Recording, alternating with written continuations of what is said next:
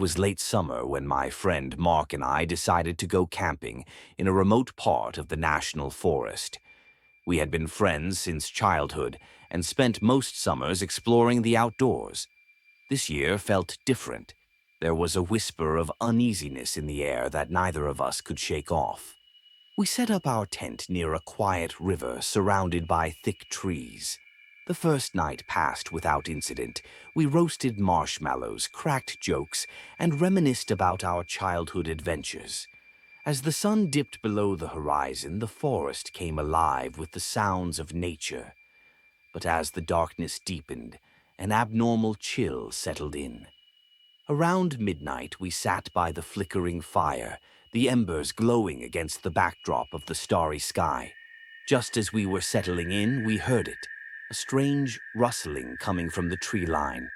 "Did you hear that?" Mark whispered, his eyes darting towards the sounds. I nodded, trying to dismiss it. It was probably just an animal, I thought. The rustling grew louder, closer. I shone my flashlight into the darkness, but all I could see were shadows dancing across the trunks of the trees. "It's probably just the wind," I tried to convince myself, but the uneasy feeling in my gut told me otherwise. Suddenly, we heard a deep, guttural growl, unlike anything we had ever encountered. It sent shivers down my spine. "We should go inside the tent," Mark suggested nervously. I agreed, but as we crawled inside, the atmosphere felt heavy, almost electric. The sounds of the forest seemed to fade away, replaced by an eerie silence. As we sat quietly in the tent, our breath visible in the cold air, the growling returned, now accompanied by slow, deliberate footsteps circling our campsite.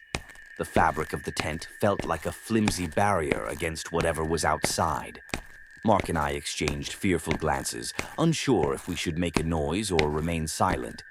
Then out of the silence came a soft whisper, barely audible but distinct. "Help me." My heart raced as I strained to listen. "Can you hear that?" I breathed, my voice trembling.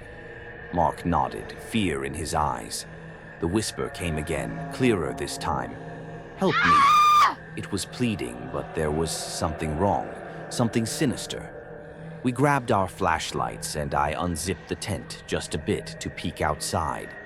The moon cast strange shadows across the ground, but there was nothing there, only the trees swaying gently in the breeze. I quickly zipped it back up, sealing us inside. "What do we do?" Mark asked, panic rising in his voice. I had no answer. The whisper persisted, now louder and more insistent. "Help me." My hands shook as I gripped the knife we had brought.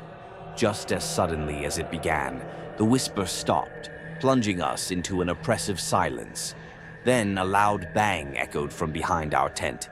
It felt as if something had slammed against it. We jumped back, and I could see that Mark was nearly in tears. "We need to get out of here," he said. I nodded, but as we prepared to leave the tent, something moved outside. A dark shape darted past, too quick to identify.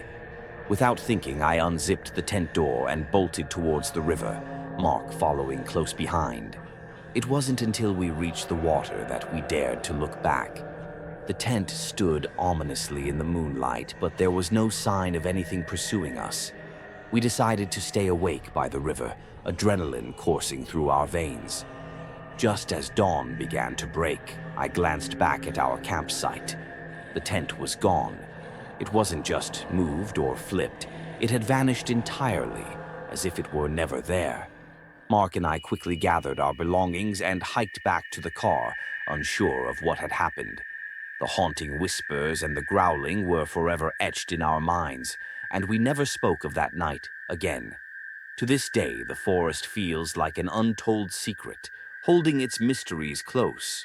But I know one thing for certain: some places should be left undisturbed.